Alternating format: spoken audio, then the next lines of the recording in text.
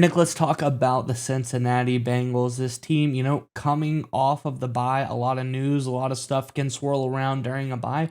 And I think there's some interesting takes with some merit here as far as the future of the head coaching position of this Cincinnati Bengals squad. We'll dive into all of that in just 1 second here. But first, I'm Andrew, that's Nick, and this is Saturday Morning Inspection.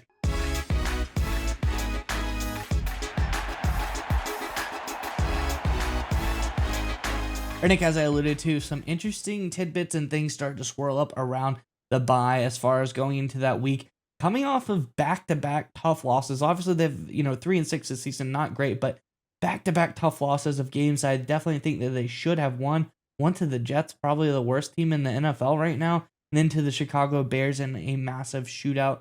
I think that this team, something has to happen. It has to course correct. I know Joe Burrow is injured, but still, I think what they were able to do is kind of inexcusable as far as what is going on. And that's why I think the rumors swirling around Zach Taylor potentially being on the hot seat and being one of the coaches to go this year are substantiated. But before we talk about the rumors, let's actually read one of those rumors and get into all of this. Now, this, of course, from over on Sportscasting Bets, says, talking about percentages of coaches being fired this offseason.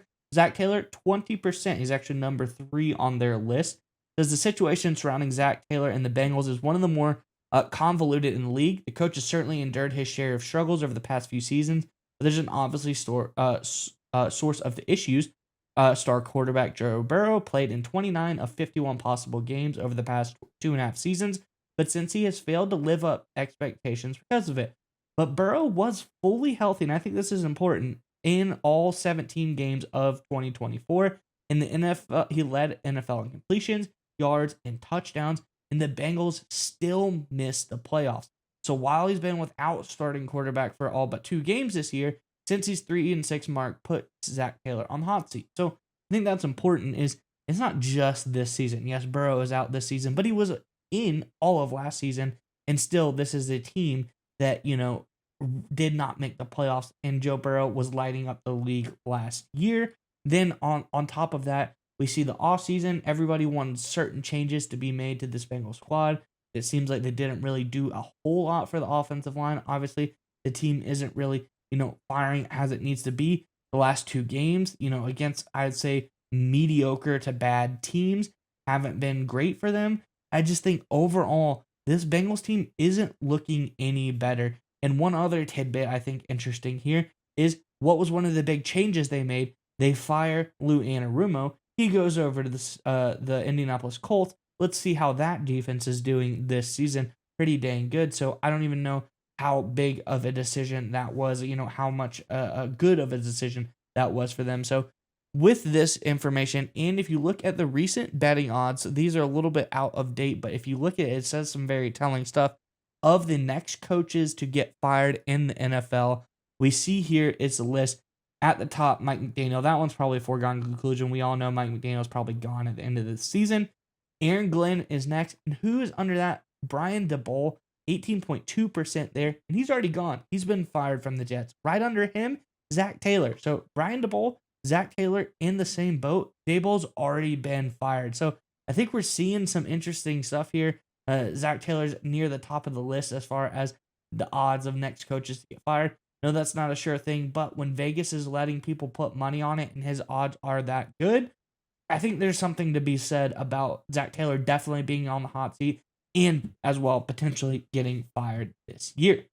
Curious what your thoughts are on all of this, Nick, but before we get to you, Bengals fans, in the comment section below, here's the question, the $1 million question. Do you want Zach Taylor? And, if you do, please defend yourself. Like, explain, the last couple of years, why you still want Zach Taylor to be the head of this team. He hasn't really got it done, and you had all this firepower. You have Joe Burrow. So many options on this team.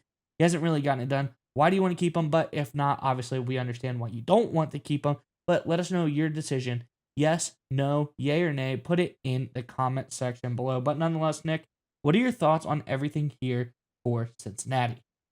So I know a lot of people are like, the Bengals aren't going to do it. The Bengals ownership doesn't do this kind of thing, right? It's just how they don't like to run the team. Actually, that's not necessarily true, depending on how the season really shapes up for Cincinnati, certainly the way it's going. In fact, Miles, if you don't mind throwing up the graphic that I sent you, it's kind of a simple plot. But these are the last three coaches for the Cincinnati Bengals: Dick LeBeau, Marvin Lewis, and of course, Zach Taylor.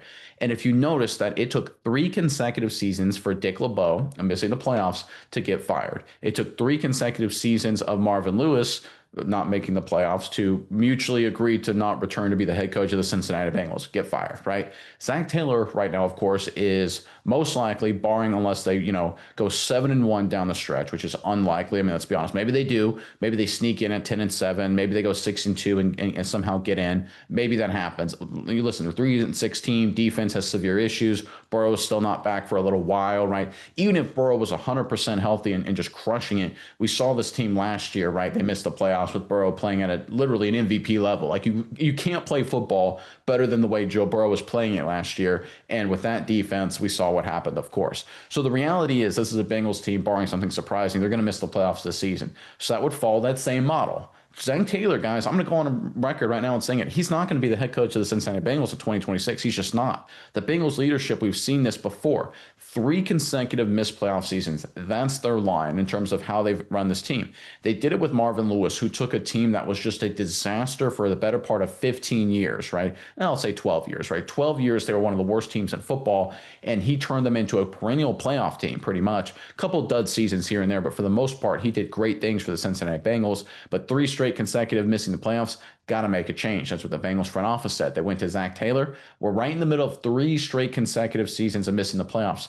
And Taylor's run out of excuses, right? He's the guy that says, listen, I need a new DC. I need a new defensive coordinator. Okay, we'll fire Lou Anarumo.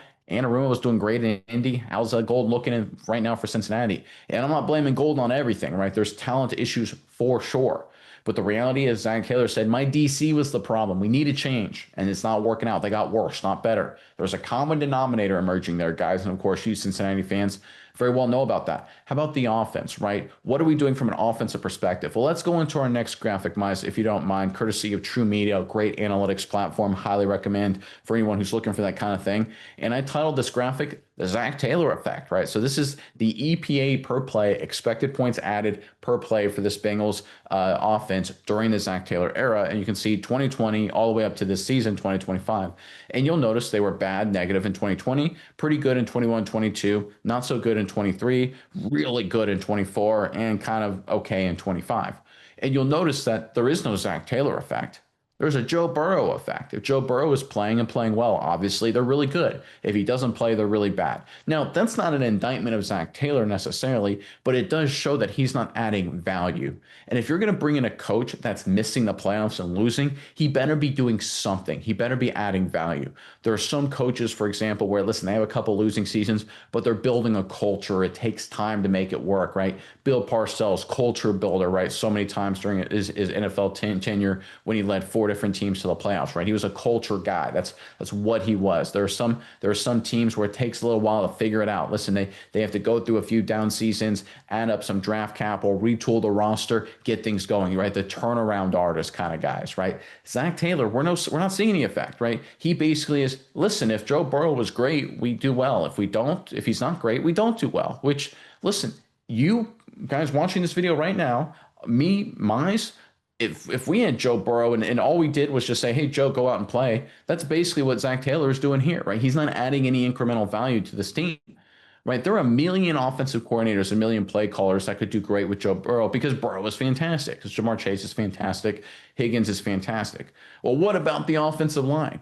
Listen, they've invested in the O-line. Hasn't all worked out, but they've invested. Orlando Brown Jr., we look at Mims, Fairchild, Rivers, right? They've made moves. Now, they haven't all worked out, and we're not talking just 5 first-round picks or anything, but they've actually made a decent effort to try and improve the offensive line. Where are the results, right? Where's this great culture? Was he a culture guy? Is he an energy guy? Do we see it? I don't see it. The reality is Zach Taylor provides no incremental value. The data supports it. Our eyes support it. And it goes back to the chart you brought up, Mize, with the odds. And I think that's the most important thing. And that is the big tell here of this entire situation. If you look at the top 4 guys, the 4 guys that have roughly a 17% chance or greater to get fired this season, there's Mike McDaniel, who we know is gone, right? I mean, he's going to get fired at the end of the season.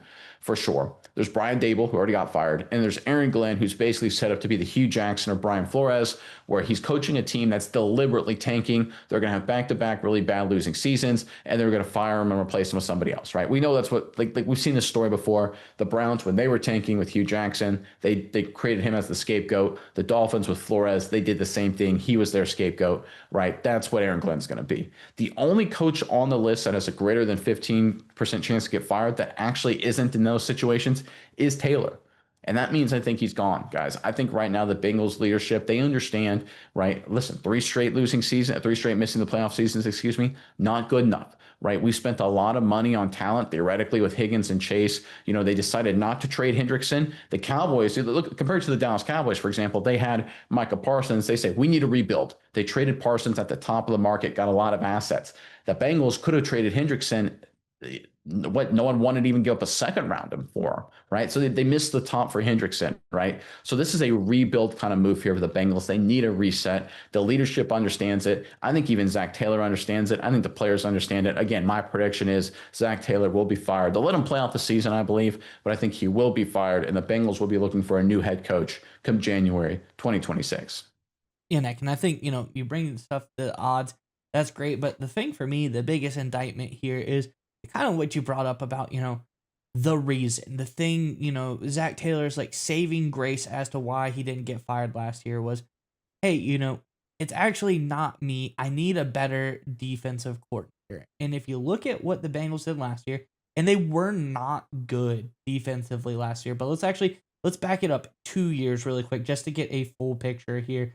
So the Bengals in 2023, they're 27th overall per PFF defensive grades.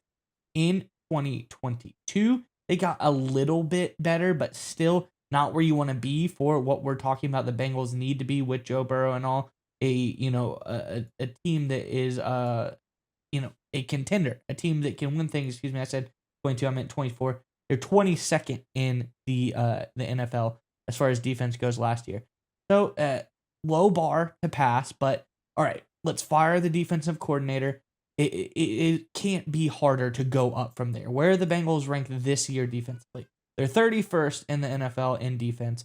There's only one team below them. So this is a Bengals team that has been horrible. If that was the problem and this is your solution, I don't want to see any more solutions to problems from Zach Taylor anymore. If you say, okay, the problem is the defense, which it very well could have been, but your solution is to hire Al Golden and make the defense 10 points lower, 10 ranks lower than where it needs to be. You got to have a better head man here is making better decisions for this team. And if you look at the team offensively and even defensively, like you said, there's some guys on the team. You got Jamar Chase, you got T. Higgins, you got Yoshi Voss, who looks interesting. This is a team just all around. Hendrickson, just team has some guys on it. They should be better than where they are at. And this team is severely underperforming. I think the large part of that has to do with Zach Taylor. I'm on board with you, Nick. I think you see the odds. Everything is in the favor of Zach Taylor is gone this year. He does probably play out the season because there's no reason not to. But I think that the Bengals, they move on from Taylor.